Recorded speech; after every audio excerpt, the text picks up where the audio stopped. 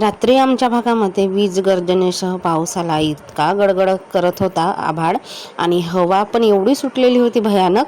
त्याच्यामुळे रात्रभर काही लाईट नव्हती आणि रात्रभर काही रुद्रांशचे पप्पा पण घरी नाही आले. जशी लाईट गेली तशी सारखे फोन येत होते आणि मग सगळी ऑफिसची मंडळी मिळून गेले लाईट सुधरवायला. 4:30ला आल्या. मलाही कुठे झोप येत होती, कारण गरमी पण एवढी भयानक होती. डास पण असतात मग अंधारामध्ये आणि रुद्रांशला कसं लाईट सुरू करून झोपायची सवय आहे, त्याच्यामुळे ना सारखं इकडे तिकडे होत होता आणि त्याला नुसतं हवा करायचं माझं काम चाललेलं होतं.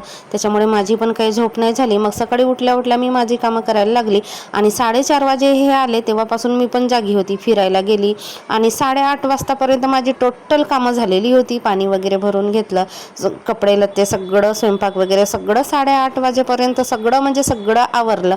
मग आता काय करायचं, मग थोडासा वेळ पण होता आपल्याकडे, देवपूजा वगैरे छान झाली आणि जेवण वगैरे काही झालं नव्हतं माझं. नंतर मी साफसफाई करायला लागली. चला म्हटलं आज भरपूर वेळ आहे आपल्याकडे, किचनची साफसफाई करूया. तर किचनच्या ओट्या खालून त्या 2-3 पार्टेशनमधून सगळं स्वच्छ करून घेतलं, पेपर वगैरे चेंज करून घेतले आणि भरपूर दिवस झाले होते ते साफसफाई करायची होती, पण ते काही मुहूर्त निघत नव्हतं.